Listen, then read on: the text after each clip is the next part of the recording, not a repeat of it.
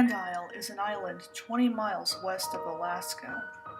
It was used as a shipping port for the Soviet Union, but in 1956, Grand Isle was suddenly abandoned. The island was uninhabited before it became a port, and all the workers were from Russia, so when the port closed, they returned to their homeland. For some reason, no one came forward with an explanation. Grand Isle had been deserted since. 50 years later, the NOAA received strange news. One night, a fishing boat was passing Grand Isle when the crew saw a faint glow in the water. At first, they thought it was plankton, but then the crew realized that the color was all wrong. They also noted that the light appeared to be moving in circles. At the time, the NOAA didn't think much of it, but after numerous sightings at the exact location, they decided to investigate. The NOAA's radar didn't pick up any signals from that area. This meant that whatever made that light couldn't have been a sub. Marine biologists suggested that it's an undiscovered species of fish.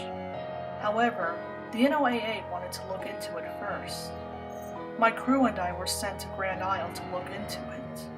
Since the light only appeared at nighttime, we had to camp out there until then. Being the submarine pilot of my crew, it was up to me to find the source. I can't explain why, but something about staying at the abandoned port felt so eerie. A weathered Soviet Union flag was dancing in the wind on the flagpole that stood in the middle of Grand Isle. I was surprised to find the flag still flying after the port's abandonment, but that wasn't the only strange thing I'd noticed. My crew and I found several boxes which were never shipped to their intended destinations. In fact, the whole island looked as if everyone had left in a hurry. The craziest thing was that Grand Isle was missing something very crucial to a port: a lighthouse. A lighthouse provides a source of light for incoming ships. Without one, they'd crash into the island. My crew agreed that it was weird that Grand Isle didn't have a lighthouse. One of my crew members suggested that it was destroyed during the Cold War. However, I didn't see any damaged structure that could have been a lighthouse.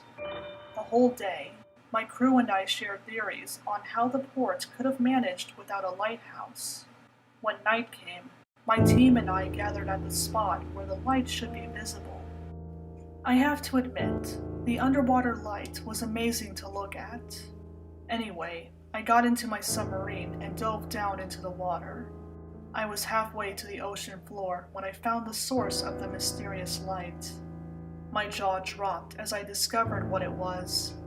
It was a lighthouse. Yes, a functioning lighthouse was standing on the ocean floor. As I examined the building, I spotted something in the beacon. I saw a man standing near the beacon's light. He was slouching with his head down. When my sub was right in front of him, I was able to get a good look at him. He was dressed in a torn docker uniform. He then lifted his head and I could see his face. It was pale, with parts of skin missing. One of his eyes was missing, and the remaining one was a glowing green light. This man, if you'd even call him that, opened his mouth until it was twice as wide as humanly possible. I noped the hell out of there and went back to the surface. My crew saw how freaked out I was and asked what had happened. I told them about the lighthouse and the freak in the beacon. I was expecting my crew to call me crazy. Well, most of them did, but the one crew member who showed concern was Kelly. Kelly's dad was in the US military during the Cold War. According to Kelly, his dad was working undercover at Grand Isle the year it was closed. That's how he met a guy named Vadim. Vadim was a disturbed Russian who hated his country. Kelly's dad often heard him ramble about how he would send the USSR to hell and all that. Nobody seemed to notice Vadim or his behavior. Maybe if they did, things could have ended differently.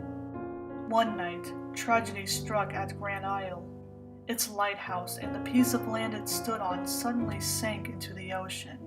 The same lighthouse I found. Vadim was reported missing the day the incident occurred.